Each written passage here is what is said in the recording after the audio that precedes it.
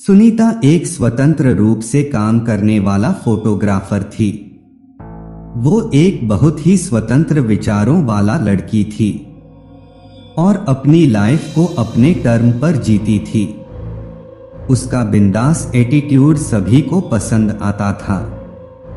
जो भी पैसे अपनी फोटोग्राफी से कमाती थी वो पहाड़ों की नई नई जगह को छानबीन करने में लगा देती थी। सुनीता को अकेले ट्रैवल करना बहुत पसंद था। इस बार भी वो अकेले ही एक बिल्कुल अज्ञात पहाड़ स्टेशन पर आई थी।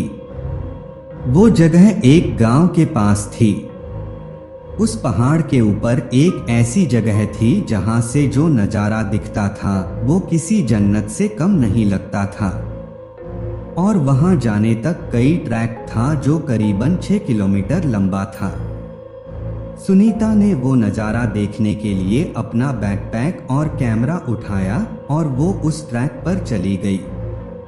उसके साथ कुछ और भी लोग उस ट्रैक पर जा रहे थे।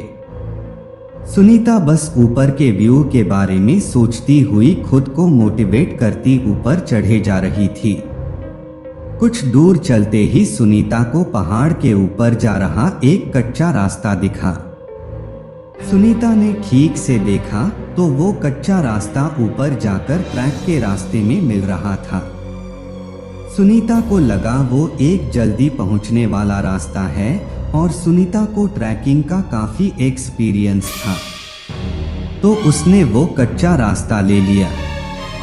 उस कच्चे रास्ते पर चलते हुए सुनीता को करीबन आधा घंटा हो गया था। अब तक उसे पक्के रास्ते पर पहुंच जाना चाहिए था, पर वो तो पहाड़ के किसी घने जंगल में आ चुकी थी। सुनीता ने पीछे मुड़कर देखा तो उसे वापस जाने का रास्ता भी नहीं समझ आ रहा था। वो रास्ता भटक चुकी थी।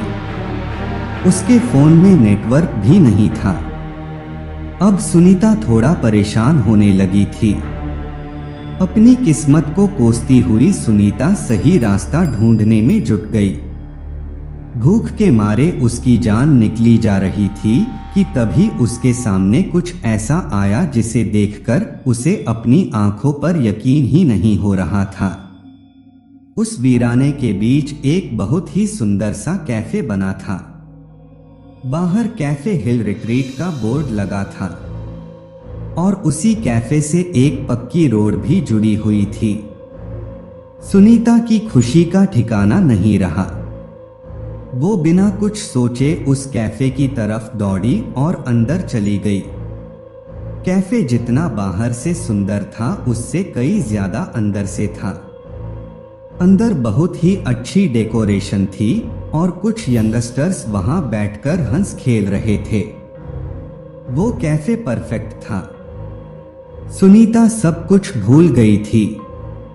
वो फटाफट से एक टेबल पर बैठ गई और एक वेटर तुरंत उसके पास आ गया। उस वेटर ने जैसे ही मेनू कार्ड टेबल पर रखा, सुनीता की नजर उसके हाथ की कलाई पर गई। उसकी कलाई पर जलने का एक घाव था।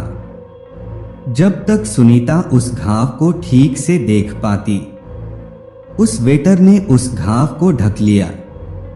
सुनीता को बहुत ज्यादा भूख लग रही थी और इसीलिए उसने जल्दी से अपने खाने का ऑर्डर दे दिया। ऑर्डर करने की कुछ ही समय में सुनीता को लगा कि उसे थोड़ा फ्रेश हो जाना चाहिए, तो उठकर कैफे के वॉशरूम की तरफ जाने लगी। वॉशरूम के रास्ते में उन हंसते खेलते यंगस्टार का टेबल भी था। सुनीता उनके पास से गुजर रही थी कि उसने देखा उनमें से एक लड़के के सिर में एक घाव था और ये घाव ठीक उस वेटर का जैसा ही लग रहा था। ध्यान से देखने पर सुनीता को पता चला कि वैसा एक घाव उस टेबल पर बैठे हर इंसान पर था। किसी के माथे पर था तो किसी के हाथों पर। सुनीता उन घाव को देखने में इतनी गुम हो गई कि उसने रियलाइज ही नहीं किया कि हंसते खिलते यंगस्टर अब बिल्कुल शांत हो चुके थे। वो अब सुनीता को बहुत ही डरावने तरीके से आवाज आने लगी। सुनीता को लगा कि शायद उसके ऐसे घूरने से वो लोग नाराज हो गए हैं। वो सॉरी बोलकर वहां से सीधा वॉशरूम चली गई। वॉशरूम में टैब ऑन करके सुनीता उन घाव के बारे में सोच रही थी। सोचते सोचते जब उसने अपना मुंह पानी से धोया और सर ऊपर उठकर शीशे में देखा तो उसकी रूह कांप उठी। उस वॉशरूम के शीशे में उस वॉशरूम का पूरा एरिया जलकर काला धुआं दिखाई दे रहा था। अचानक उसे बहुत जोर जोर से लोगों की चीखों की आवाज आने लगी, लेकिन ये सब कुछ ही सेकंड में बंद हो गया। और जब तक सुनीता कुछ समझ पाती सब कुछ पहले जैसा हो गया था। सुनीता को लगने लगा कि उस जगह में कुछ तो गड़बड़ है, पर उसे इतनी भूख लगी थी कि उसने सोचा कि वो जल्दी से जल्दी अपना पेट भरकर वहां से निकल जाएगी।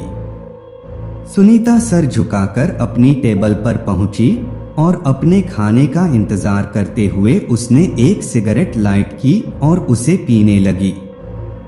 सुनीता ने सिगरेट का धुआं छोड़ते हुए देखा कि पूरे कैफे में सन्नाटा था और कैफे में मौजूद हर एक इंसान उसे ही घूर कर देख रहा था। उनकी आंखों में इतना गुस्सा था कि सुनीता घबरा उठी। देखते ही देखते उन सबके चेहरे बदलने लगे और उनके शरीर बिल्कुल काले पड़ गए। वो वेटर जो सुनीता से बहुत मुस्कुराकर बात कर रहा था, अब सुनीता की तरफ गुस्से में तेजी से दौड़ता हुआ आ रहा था।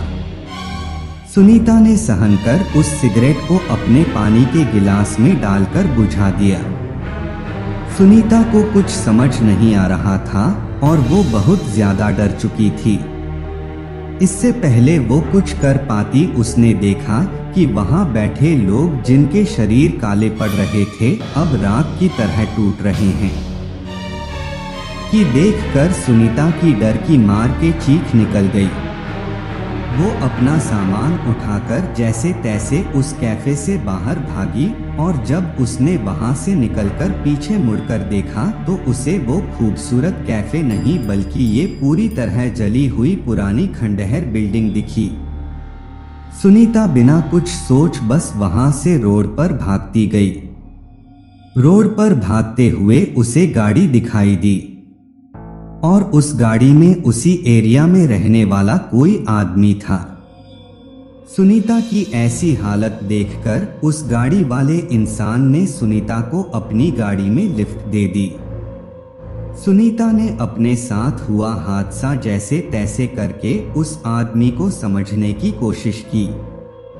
सुनीता को लगा था कि वो आदमी उसको पागल समझेगा, पर उस आदमी ने कुछ ऐसा कहा जो सुनीता ने कभी सोचा भी नहीं था। उसने सुनीता को बताया जिस जगह की वो बात कर रही थी। वो 10 साल पहले एक कैफे हुआ करता था। एक बार एक कस्टमर उसी कैफे में सिगरेट पी रहा था और उसने सिगरेट को बिना बुझाए ही अपनी टेबल के पास फेंक दिया था। उस कस्टमर की लापरवाही से उस कैफे के पर्दे में आग लग गई और इससे पहले कि कोई कुछ कर पाता उस पूरे कैफे में आग फैल गई और अंदर फंसे सभी लोग जलकर मर गए। सुनीता ये सुनकर हक्की पक्की रह गई। अब उसे सब समझ आ रहा था पर उसे विश्वास ही नहीं हो रहा था कि उस कैफे में मौजूद सभी लोग जिंदा नहीं बल्कि मरे हुए थे। उस आदमी की बात सुनकर सुनीता सोच रही थी कि वो बाल बाल बच गई, लेकिन सुनीता को ये नहीं पता था कि उसके बंगल में बैठे इंसान की गर्दन पर भी वैसा ही घाव था। अगले दिन वो उस एरिया के अखबार में खबर आई जिसमें लिखा था कि एक लड़की की उसी मेन रोड पर एक्सीडेंट में मौत हो गई और उस लड़की का नाम सुनीता था। अगर आपको ये वीडियो अच्छी लगी तो हमारा चैनल को सब्सक्राइब करना बिल्कुल मत भूलना।